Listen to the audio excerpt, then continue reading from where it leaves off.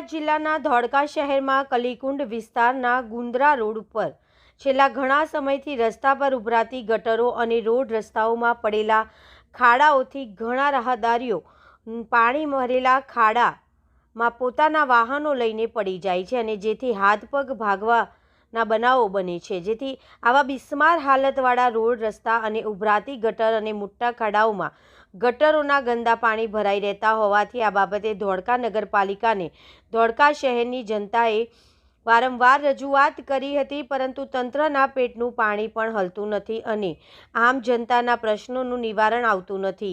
આ બાબતે આમ જનતાએ ધોળકા શહેરમાં બહુજન સમાજ પાર્ટીને રજૂઆત કરી હતી। બહુજન સમાજ પાર્ટી દ્વારા ધોળકા નગરપાલિકા તથા નગરપાલિકાના ભારતીય જનતા પાર્ટીના વહીવટી શાસકોને 24 કલાકનો સમય આપી આમ જનતાની સમસ્યાનો નિકાલ લાવવા જણાવેલ। તેમ છતાંય આમ જનતાના પ્રશ્નોનું નિવારણ લાવવા માટે ધોળકા નગરપાલિકા તથા ભાજપ શાસિત નગરપાલિકાના વહીવટી શાસકો આમ જનતાના પ્રશ્નોનું નિવારણ લાવવામાં નિષ્ફળ રહેતા 24 કલાક પછી ધોળકા બહુજન સમાજ પાર્ટી દ્વારા ભારતીય જનતા પાર્ટીના ઝંડાઓ કાદવ કીચડમાં લગાવીને અનોખો વિરોધ નોંધાવ્યો હતો। આવો વિરોધ પ્રદર્શન થોડા સમય પહેલા ધોળકા શહેરમાં માફલીપુર ગામ વિસ્તારમાં પણ થયો છે।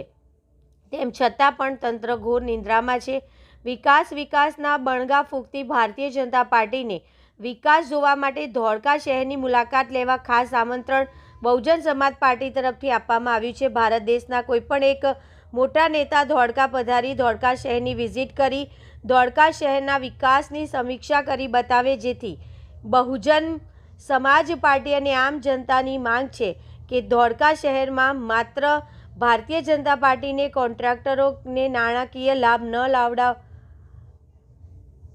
ન આપવામાં રસ છે, કારણ કે જ્યાં જે વિસ્તારમાં સારા અને ટકાઉ રોડ રસ્તાઓ છે તે ખોદીને ફેંકી દેવામાં આવે છે અને જ્યાં પહેલાંથી જ રોડ રસ્તા નથી ત્યાં હજી સુધી કોઈ રસ્તો બનાવવામાં નથી આવ્યો। હમણાં જ ઉદાહરણ રૂપે સોનાર ફૂઈ આંબેડકર કોમ્યુનિટી હોલથી આંબેડકર ચોક તરફનો સારામાં સારો રસ્તો છેલ્લા 5 વર્ષમાં બનેલ હોવા છતાં કોન્ટ્રાક્ટરને લાભ આપવામાં નગરપાલિકા તરફથી ઉખાડીને ફેંકી દેવામાં આવ્યો। શું આ વિકાસ છે આમ જનતાનો કે પછી ભાજપના મળતિયાઓનો વિકાસ છે? ધોળકા શહેરમાં આવા ઘણા ભ્રષ્ટાચારના કિસ્સાઓ સામે આવ્યા છે। કોન્ટ્રાક્ટર ધોળકા શહેરમાં 89 લાખ રૂપિયાના ગટરના ઢાંકણા નાખી ચૂક્યા છે, જેમનો કેસ કોર્ટમાં ચાલુ છે અને તે કોન્ટ્રાક્ટર નગરપાલિકાના ઉપપ્રમુખના પતિ છે, જે બીજી એજન્સીના નામે નગરપાલિકાના કામો રાખી કામ કરતા હતા। તેમ છતાંય નગરપાલિકા બાબતે મૌન સેવી રહી છે। એક પત્રકારની આરટીઆઈનો જવાબ પણ આપવામાં નગરપાલિકાને રસ નથી।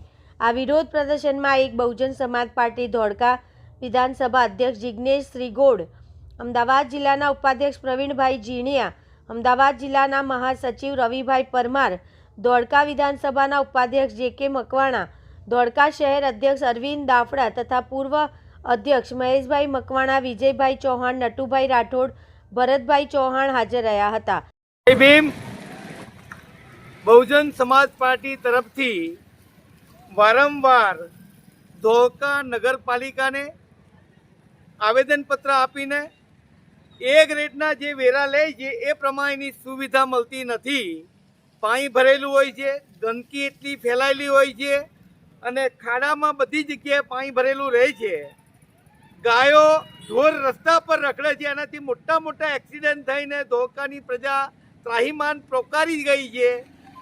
જ્યારે બહુજન સમાજ પાર્ટી મેદાનમાં એટલા માટે આવવું પડ્યું છે કે ભાજપ સરકારના જે કંઈ પદાધિકારીઓ છે તે નગરપાલિકાની જે સુવિધા આપવાની છે આપી શકતી નથી। નગરપાલિકામાં જે કામ કરવાનું છે એવું કામ થતું નથી। રોડ ઉપર પાણી ભરેલા હોય છે, પીવાનું પાણી ગંદુ આવે છે। પાણી લોકોને ખરેખર આરઓ વોટરના પાણી પીવાના ઘરમાં ચલાવવાના ના હોવા જોઈએ। આરઓ વોટર ઘરમાં ના ચલાવતો હોય, પાણી સારું મળવું જોઈએ। એ નગરપાલિકા જે રીતે વેરા લે છે એ પ્રમાણે એને સુવિધા આપવાની હોવી જોઈએ, પણ નથી આપતી।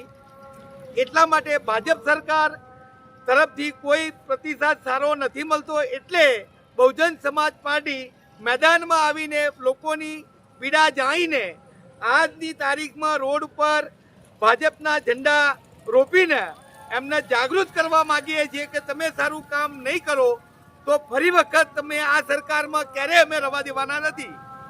હવે 30 વર્ષથી ભાજપ સરકાર રાજ કરે છે, પબ્લિકની કોઈ પરવા કર્યા સિવાય નહીં કોઈ પણ જાતની ફરિયાદ ભાજપ સરકાર સાંભળતી નથી. એટલા માટે કહેવામાં આવે છે કે બહુજન સમાજ પાર્ટી અત્યારે જાગૃત માણસોને કરવા માટે મથી રહી છે અને સારામાં સારા રોડ રસ્તાની ને ગટરની વ્યવસ્થા સારી હોવી જોઈએ. એના માટે અમે બહુજન સમાજ પાર્ટી તમામ જનતાને જાગૃત કરવા માટે રોડ ઉપર ઉતર્યા છીએ. જય ભીમ.